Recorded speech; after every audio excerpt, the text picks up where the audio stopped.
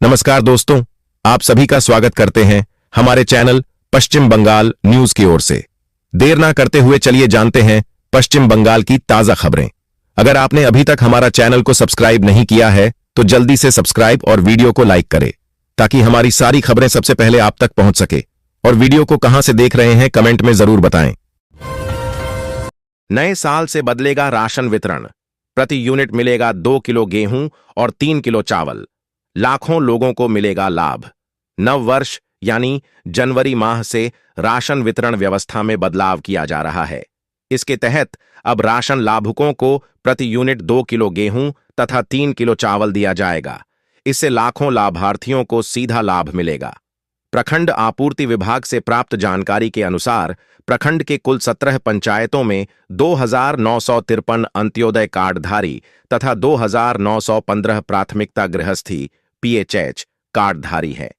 प्रखंड में कुल 1,53,051 यूनिट दर्ज हैं, जबकि राशन कार्डधारियों की कुल संख्या 32,008 है। एक समय ममता बनर्जी के विरोध के चलते टाटा को सिंगूर छोड़ना पड़ा था, लेकिन अब ममता बनर्जी की सरकार ने ही सिंगूर में 500 करोड़ रुपए के निवेश प्रस्ताव को मंजूरी दे दी है। राज्य सचिवालय नबान्न में बुधवार को हुई राज्य कैबिनेट की बैठक में सिंगूर के वेयरहाउस प्रोजेक्ट को मंजूरी दे दी गई। वित्त राज्य मंत्री चंद्रिमा भट्टाचार्य ने कहा कि नाहर इंडस्ट्रियल एंटरप्राइजेज लिमिटेड इस प्रोजेक्ट में निवेश करेगी। कंपनी को 99 साल के लिए लीज पर 11.35 एकड़ जमीन दी गई है। वृद्ध, विकलांग और विधवाओं की पेंशन बढ़ाने की घोषणा। देश में ऐसे करोड़ों लोग हैं जो अपनी उम्र, बीमारी या परिस्थितियों की वजह से काम नहीं कर सकते।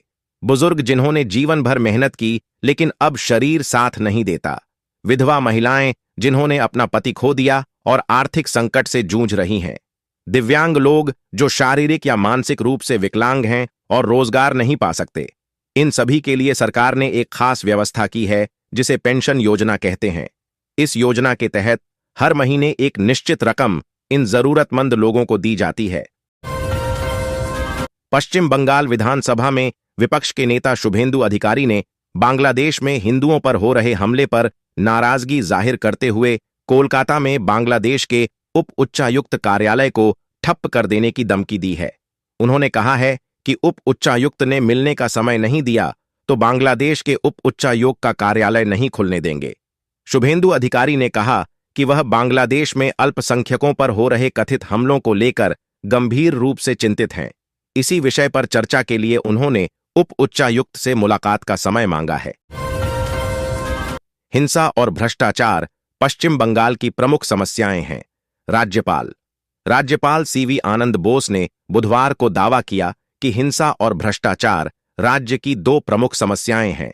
उन्होंने कहा कि एक स्वतंत्र, निष्पक्ष और सुरक्षित शैक्षणिक माहौल सुनिश्चित करने के लिए शिक्षण संस्थानों के परिसरों को इस तरह के खतरे से मुक्त किया जाना चाहिए।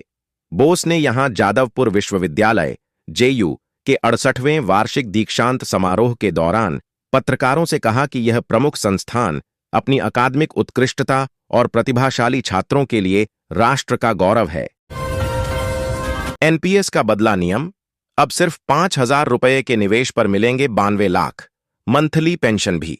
पेंशन निधि नियामक और विकास प्राधिकरण ने कुछ दिन पहले ही प्राइवेट सेक्टर के कर्मचारियों के लिए एनपीएस में बड़े बदलाव की जानकारी दी थी। इसके मुताबिक अब नॉन गवर्नमेंट एम्प्लॉय एनपीएस में अपने कुल निवेश को रिटायरमेंट के समय ही 80% तक पैसा एक मुश्त निकाल सकते हैं और 20% की एन्युटी खरीद सकते हैं, जिस पर बाद में पेंशन मिलती रहेगी। पहले यह 60 और 40% का नियम था।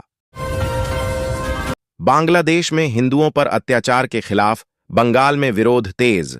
हिंदू संगठनों ने सीमा पर किया प्रदर्शन। बांग्लादेश में अल्पसंख्यकों पर अत्याचार और भीड़ द्वारा एक हिंदू युवक दीपू दास की बर्बर हत्या से देश भर में फैले आक्रोश के बीच घटना के खिलाफ बंगाल में विरोध प्रदर्शन तेज होता जा रहा है। बर्बर हत्या के विरोध में हिंदू संगठनों के कार्यकर्ताओं ने बंगाल में भारत बांग्लादेश अंतर्राष्ट्रीय सीमा के कई भूमि बंदरगाहों, चेकपोस्टों पर बांग्लादेश से आने जाने वाले आयात निर्यात ट्रकों का रास्ता रोककर विरोध प्रदर्शन किया। राज्य सरकार ने धान की खेती वाले क्षेत्रों में सिंचाई सुविधाओं को बेहतर बनाने के लिए एक नई योजना पर कार्य शुरू किया है। इस योजना का मुख्य उद्देश्य जल संसाधनों का कुशल उपयोग सुनिश्चित करना है। इसके तहत छोटी नहरों की मरम्मत की जाएगी, नए गहन नलकूप स्थापित किए जाएंगे और किसानों को आधुनिक सिंचाई तकनीकों के उपयोग के लिए प्रोत्साहित किया जाएगा। इससे धान की पैदावार बढ़ने और मानसून पर निर्भरता कम होने की उम्मीद है। ठाकुरनगर में केंद्रीय मंत्री शांतनु ठाकुर और तृणमूल सांसद ममता बाला ठाकुर के समर्थकों में झड़प, बैनर फाड़े गए। पश्चिम बंगाल में विधानसभा चुनाव से पहले भारतीय जनता पार्टी भाजपा के नेता और केंद्रीय राज्य मंत्री शांतनु ठाकुर के एक कथित बयान के विरोध में तृणमूल सांसद ममता बाला ठाकुर के समर्थकों ने जोरदार विरोध किया। केंद्रीय राज्य मंत्री के घर के सामने जमकर बवाल हुआ। बुधवार को ठाकुरनगर के ठाकुरबाड़ी के सामने शांतनु ठाकुर और तृणमूल कांग्रेस की राज्यसभा सांसद ममता बाला ठाकुर के समर्थकों के बीच मारपीट भी हुई। फिर सुलगा पश्चिम बंगाल, कई शहरों में बीजेपी समर्थकों और पुलिस में भिड़ंत, लाठीचार्ज। पड़ोसी देश बांग्लादेश में अल्पसंख्यक समुदाय यानी हिंदू समुदाय के दीपू चंद्र दास की हत्या के विरोध में बुधवार को पश्चिम बंगाल में भारत बांग्लादेश सीमा के कई भूमि पत्तनों पर हिंदू समर्थक संगठनों के सदस्यों ने प्रदर्शन किए। इन प्रदर्शनों में भाजपा के समर्थक भी शामिल थे, जिनकी कई मौकों पर पुलिस से भिड़ंत हो गई। हावड़ा जिले में प्रदर्शन के दौरान पुलिस और भाजपा समर्थकों के बीच तीखी झड़प देखने को मिली। दोनों पक्षों के बीच टकराव उस वक्त शुरू हुआ जब पुलिस ने भाजपा के मार्च को हावड़ा पुल तक पहुंचने से पहले ही रोक दिया। बांग्लादेश में अशांति के बीच बंद हुई जगदल झूट मिल, 5,000 श्रमिक हुए बेरोजगार। बांग्लादेश में अशांति के चलते कच्चे झूट की आपूर्ति में कमी के कारण उत्तर 24 परगना जिले की जगदल झूट मिल बंद हो गई है, जिससे करीब 5,000 श्रमिक बेरोजगार हो गए हैं। सोमवार सुबह जब श्रमिक काम पर आए तो उन्होंने मिल के गेट पर सस्पेंशन कार्य स्थगन का नोटिस लटका देखा। नोटिस में आगे लिखा था कि कच्चे झूट की कीमत में बहुत अधिक बढ़ोतरी और उसकी आपूर्ति में कमी की वजह से जगदल झूट एंड इंडस्ट्रीज लिमिटेड को अनिश्चित काल के लिए बंद कर दिया गया है। भारत के बिना चलना मुश्किल, जाने क्या क्या मंगाता है बांग्लादेश। निर्यात रुका तो बड़ा संकट। बांग्लादेश एक बार फिर सुर्खियों में है और देश में बीते कुछ दिनों से हिंसा जारी है। खास तौर पर हिंदुओं पर हो रहे अत्याचार की दुनिया में निंदा हो रही है। इस जारी बवाल के बीच भारत विरोधी प्रदर्शन भी देखने को मिले हैं। लेकिन क्या आप जानते हैं कि भले ही बांग्लादेश में भारत विरोधी प्रदर्शन हो रहे हैं, लेकिन पड़ोसी देश भारत पर बड़े स्तर पर निर्भर है और कई जरूरी सामान खरीदता है। जिनका निर्यात रुका तो वो बड़े संकट में फंस जाएगा और भुखमरी के हालात पैदा हो सकते हैं। प्रधानमंत्री ग्रामीण आवास के लाभुकों के घर की जांच। प्रखंड क्षेत्र के श्यामपुर पंचायत में बीडीओ अरुण कुमार सिंह ने मंगलवार को प्रधानमंत्री ग्रामीण आवास योजना के लाभुकों का आवास जांच किया। बीडीओ ने बताया कि अभी तक आवास योजना के पैसे उठाकर जो भी लाभुक घर नहीं बनाए हैं, उन्होंने चिन्हित कर हर हाल में घर बनाने के लिए प्रेरित किया। बताया कि हट्ठी लाभुक जो पैसा उठाकर अभी तक घर का निर्माण नहीं कर रहे हैं, उनके ऊपर कार्रवाई की जाएगी। उन्होंने ने लाभुकों से हाल में घर का निर्माण करवाने की अपील की। कहा कि शेष बचे किस्त के पैसे भी खाते में डाल दिए जाएंगे। पीएम की कथनी और करनी में अंतर, कांग्रेस ने पर्यावरण चिंताओं को लेकर मोदी पर क्यों कसा तंज। कांग्रेस ने अरावली पर्वतमाला से जुड़े मुद्दे को लेकर बृहस्पतिवार को आरोप लगाया कि पर्यावरण संबंधी चिंताओं पर प्रधानमंत्री नरेंद्र मोदी की वैश्विक स्तर की कथनी और उनकी स्थानीय स्तर की करनी के बीच कोई तालमेल नहीं है।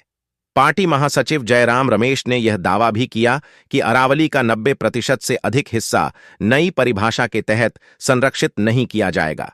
साथ ही इसे खनन, रियल एस्टेट और अन्य गतिविधियों के लिए खोला जा सकता है, जो पहले से ही तबाह पारिस्थितिकी तंत्र को और नुकसान पहुंचाएगा। अभिनेता मिथुन चक्रवर्ती ने ममता सरकार पर तुष्टीकरण की राजनीति करने का आरोप लगाते हुए बड़ा हमला किया है। उन्होंने मुर्शिदाबाद हिंसा का हवाला देते हुए कहा कि ममता बनर्जी बंगाली हिंदुओं के लिए खतरा है और उनकी सरकार कानून व्यवस्था बनाए रखने में विफल रही है। मिथुन चक्रवर्ती ने दावा किया कि हिंसा के बाद कई हिंदू बेघर हो गए और उन्हें राहत शिविरों में रहना पड़ रहा है। उन्होंने यह भी अपील की कि सभी हिंदू एकजुट होकर टीएमसी के खिलाफ वोट करें ताकि बंगाल को बांग्लादेश बनने से रोका जा सके, जिससे विवाद उत्पन्न हो गया है। उन्होंने पश्चिम बंगाल में राष्ट्रपति शासन लगाने की मांग भी की है। भारत बांग्लादेश में तनाव गहराया, हफ्ते में दूसरी बार तलब किए गए बांग्लादेशी उच्चायुक्त। भारत और बांग्लादेश के बीच कूटनीतिक रिश्तों में तनाव और गहराता दिख रहा है। मंगलवार को भारत ने बांग्लादेश के उच्चायुक्त रियाज हमीदुल्लाह को तलब किया। यह एक हफ्ते के भीतर दूसरा मौका है जब भारतीय विदेश मंत्रालय ने बांग्लादेशी दूत को बुलाकर अपनी कड़ी आपत्ति दर्ज कराई है।